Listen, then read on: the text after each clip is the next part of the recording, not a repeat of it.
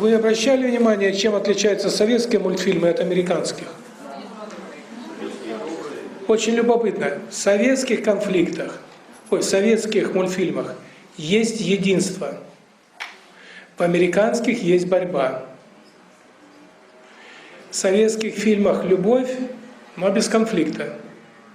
В американских конфликт, но без любви. Но это же православная и протестантская схема. Православие говорит о любви. Православие, если бы не было православия, человечество погибло бы, потому что именно оно донесло христианство.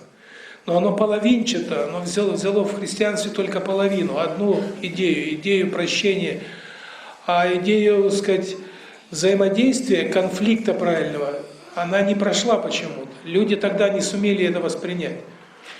Поэтому что получается? Что одни конфликтуют без любви, другие любят и боятся конфликта. Поэтому вот эта идея советская, на чем был построен Советский Союз? На идее бесконфликтного общества, где все в Царстве Божьем на земле, где построили человечество будущего, где счастье в чем? В отсутствии конфликта. И чтобы конфликта не было, поубивали десятки миллионов человек. Конфликта же не должно быть. Вот по этой схеме эти изуверства и шли. Я помню, как я увидел по телевизору, после войны в Питере было очень много коллег, безногих солдат бывших, которые катались вот на тележках с деревянными. И вдруг какой-то, сказать, опирались. Вдруг какой-то день они исчезли все. И никто не знает, куда они исчезли. А почему? Потому что это конфликт видеть человека увечного, страдающего. А наше общество должно быть идеальное, бесконфликтное. Поэтому, судя по всему, людей просто уничтожили, которые отдали свое здоровье и жизнь за страну. Вот к чему приводит идея бесконфликтного общества. Вот к чему приводит наивное религиозное представление о том, что счастье – это отсутствие конфликта. Вы вдумайтесь, 2000 лет мы слушаем легенды, сказки о рае. Суть рая в чем? Отсутствие конфликтов. Отсутствие конфликтов – это и есть смерть духовная. Там, где нет конфликта, там нет развития. Поэтому я в последнее время, психологи говорят, там всякие центры, сейчас очень много всяких тренингов, курсов и так далее. Вот девочка выступает очередная, да, вот у нас тренинги, все, мы учим, как там бесконфликтно жить. То есть идея, конфликт – это зло. Убери конфликт, и все будет, так сказать, хорошо. Почему Россия выжила?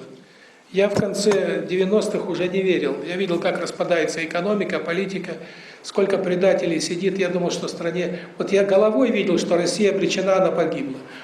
А по диагностике получается, что она возрождается. Я не мог в это поверить. Но это было нелогично совершенно. Америка, имея гигантский потенциал, высосав все деньги со всего мира, обязана была удавить. Вопрос, почему Америка не удавила Россию? Ответ очень простой. Потому что в России есть православие, там есть код культурный другой, там есть идея спасения человечества, а не порабощения его уничтожения. Единственная страна на Земле. Поэтому если она не выживет, цивилизация обречена.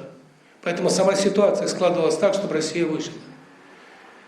Так вот, мультфильм должен каким быть? Сначала дети должны видеть любовь и единение, а потом конфликт. А сейчас мы видим бесконфликтную радость, часто, так сказать, в советских мультфильмах, и абсолютно конфликт, доходящий уже до патологии в американских мультфильмах. Это уже смертельный вариант.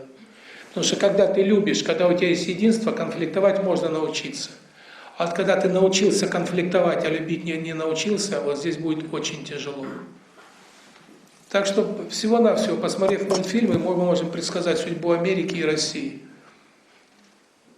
Всего-навсего.